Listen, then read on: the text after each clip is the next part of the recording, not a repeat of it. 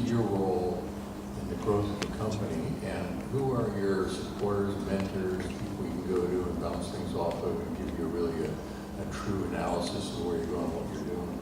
Yeah, of course. You know, my role in the company, as you can see, has been everything right now. I've grown this from the ground up, so I harvest all the plants. I go out on the boat and harvest. I go in the intertidal and harvest. I do all the marketing, the social media, and going out to gain new customers. So that's been my role. I see myself as not the face of the company. I want to create a brand here where I have other I sponsor athletes and kind of get this vision out into the world at the same time educating society. So that I see my role transitioning to where I have a team that can sustain the harvesting while I'm going out and finding these new channels, not only nationally, globally, but specifically locally, to really have people gain knowledge about this amazing resource that we have that is right in our backyard here. It's very underutilized and can benefit humanity in all of these sectors, create a local and global demand from this specific niche area of California and the Monterey Bay. It's an amazing place.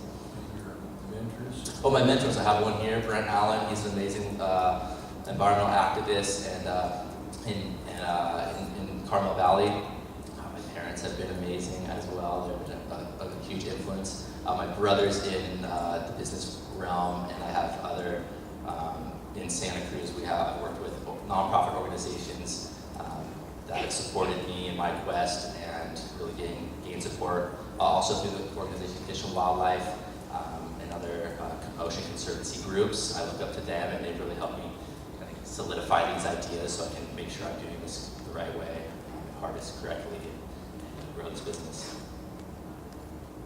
So are there barriers to entry for you? I mean, it's you're out there harvesting. Yeah. Would someone else just replicate this quickly, or the things you're doing kind of anything? Yeah, so this, specifically our freeze-dried kelp powder, this is a very unique product. There's nothing like this in California or the United States. There's one company I found in New Zealand, because Macrocystis pyrifera, which is the plant we're usually utilizing to scale our company, it grows in other similar Mediterranean climates, areas of upwelling. So this is very unique. There's some wild harvesters and an aquaculture getting underway in California, but as I'm entering all the different sectors, some people are specifically focused on culinary seaweeds. That's been the majority, and I'm going a lot broader than that. I'm going into agriculture, and through my background, I've seen them in many uses of these plants in all of those industries. So I'm not putting all my eggs in one basket, and I've tested out all of them and been successful, profitable in all those fields too. So anyone can do anything. You can go get a license and go out there and get it. I feel like my drive and my passion and what I've accomplished so far, the connections I've made, have really driven this to the top of the list, and I have a good following right now as well. In the restaurant business, Yeah. There's growing demand for a variety of different kinds of kelp. True. And having been to a kelp tasting this week, you seem to have a singular reliance right now. How are you planning to diversify that if you're going to play in the restaurant space? Oh, so in the restaurant space, I may want to touch on that. I harvest up to 10 to 15 intertidal species, all different from genus and species. So I have a broad range that I harvest, seasonal seaweeds that I ship locally. So I have accounts in New York, LA, SF, East, Midwest.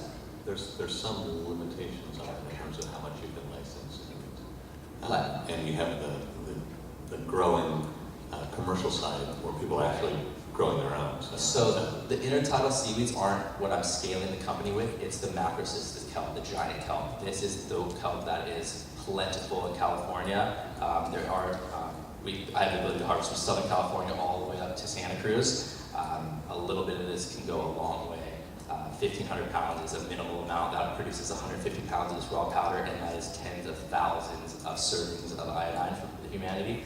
So that is our scalable product, and that is what I'm focusing on to scale this company in the cosmetic, the agriculture, and the supplement industry. Not so much the intertidal seaweeds. Those have funded us to this point. Now we're going to the next level with this species.